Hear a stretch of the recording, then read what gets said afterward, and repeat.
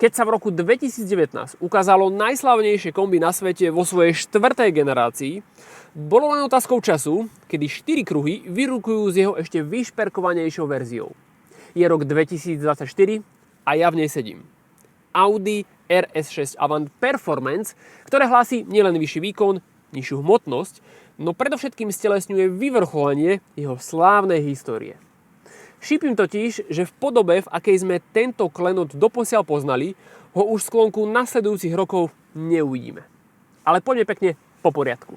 Priatelia, radosť vás tu opäť mať. Vítajte.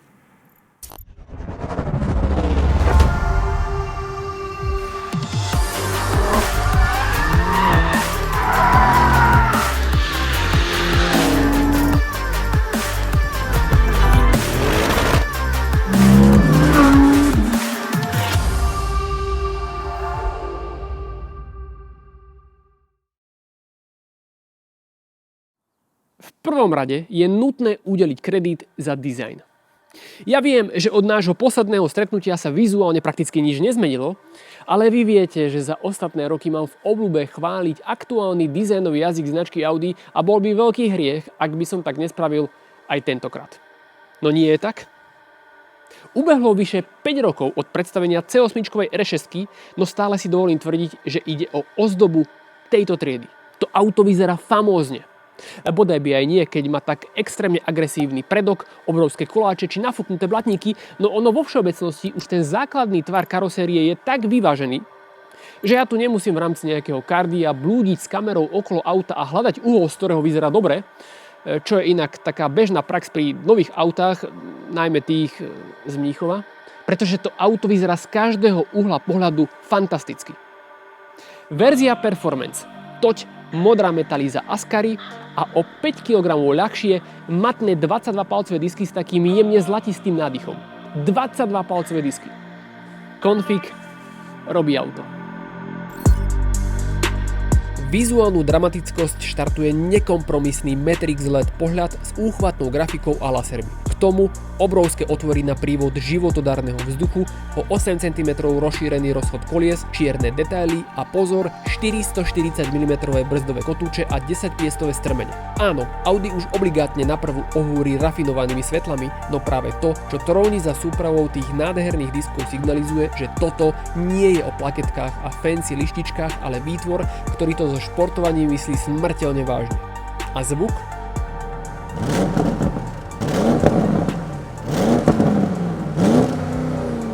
Nuž limiter, ale nezúfajte, v pohybe je to iný príbeh.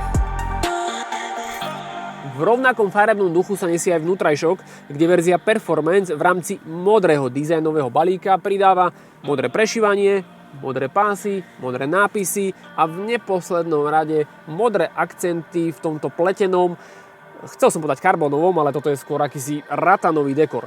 Priznám sa, že naživo to pôsobí skôr takým lacnejším, než exkluzívnejším dojmom, ale beriem, snažili sa oživiť ten inak fádny až sterilný A6-kový, A7-čkový, A8-čkový, Q7-čkový, Q8-čkový interiér. Ja však oceňujem najmä rozsiahlo zastúpenú alkantaru a biely podklad v budíkoch. Všetky tri štýly zobrazenia majú tú ústrednú časť v kontrastnej bielej farbe a to vyzerá nádherne. A pritom taková blbosť. No práve toto je ten detail, ktorý dodal interiéru výnimočnosť a punc exkluzívnosti. Vy viete, že k interiérom Audi som zväčša kritický, lebo nevedia docieliť wow efekt ako rivali, no tu mi chladný, striktne technokratický štýl náramne sedí.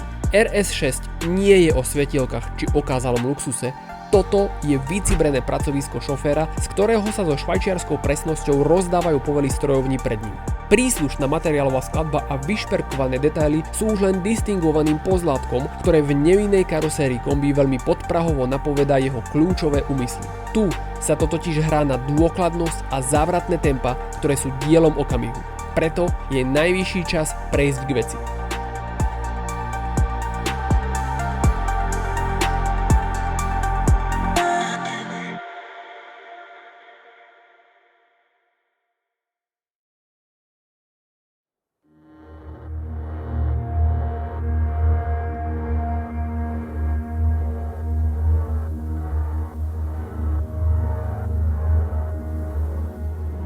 Priznám sa, dlho som uvažoval, kde a akým spôsobom natočiť túto performance verziu. Už s klasickou RS6 som totiž spravil na snehu poriadnu palbu a jasne som predviedol, ako to má vyzerať, keď plnohodnotné quattro plnohodnotne kvatruje. Otvorene poviem, bolo to doposiaľ moje najnáročnejšie natáčanie a tí z vás, ktorí to videli a chápu súvislosti, tušia prečo. Latka bola teda so všetkou skromnosťou nastavená poriadne vysoko, nehovoriac o tom, že ani po technickej stránke sa tu toho veľa nezmenilo, preto v tomto videu vám naozaj nepoviem nič nové či prevratné. Schválne som sa ale vrátil na tú istú cestu, akurát sneh vystriedala suchá vozovka a tak vám viem krásne ilustrovať najväčšiu prednosť RS6. Fenomenálna istota a precíznosť v zákrutách. Netvrdím, že na suchu sa to nedá odlepiť, no pokiaľ priahnete po driftovaní v pravom slova zmysle, riešenie treba hľadať skôr v BMW M alebo AMG. Toto ide ako po kolaniciach, kam to pošlem, tam to ide a to v akýchkoľvek rýchlostiach, vrátane takých, kde už si sám hovorím, že to proste nemôže dať. Predná náprava má úchvatný grip. Quattro s pomerom 40-60 úchvatnú trakciu, no a zozadu mi chrbát kryje riadená náprava so športovým diferenciálom a schopnosťou to fyzicky obrovské auto poskladať do akejkoľvek zákruty šokujúcim spôsobom. A k tomu, ako bonus, zdrvujúca rýchlosť.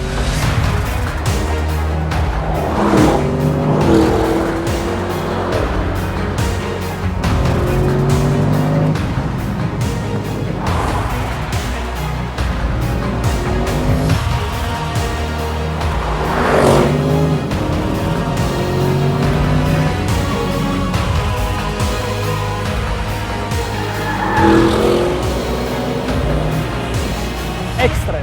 A ten krásny, hútny, nijak umelo nedohrávaný zvuk. Navyše, verzia Performance má menej tlmiacich materiálov, minus ďalších 8 kg, takže ten zvuk viac preniká do interiéru. Ďalších 34 kg ušetrili tie carbon keramiky, no a pri nich sa musím pristaviť na slovičko. Tento kusok aj napriek všetkej tej odtučňovacej kúre váži vyše 2,2 tony, no s rukou na srdci môžem prehlásiť, že je to iba číslo na papieri, pretože z pozície vodiča to nie je cítiť. Tie brzdy majú tak ohromný účinok, že ak na ne skočím, tak doslova zimné pneumatiky to nedávajú a nechávajú čiary na ceste. Wow, jednoznačne najlepšie brzdy, aké som kedy zažil. A veru, že je ich tu treba ako sol, pretože s tým príplatkovým balíkom dáva toto auto maximálku 305 a stovku som mu odmeral za 3,2, 3,3. Takto.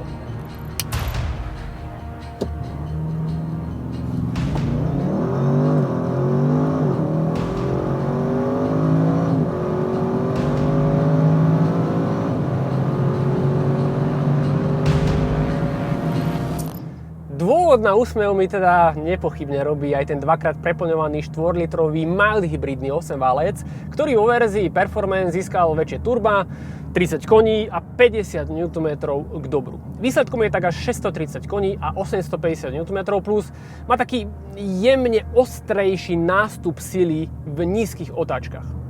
Stále ale platí, že keď si to hodím do komfortu, tak nechápem, ako vie byť tá RS6 podvozkovo a motoricky civilná.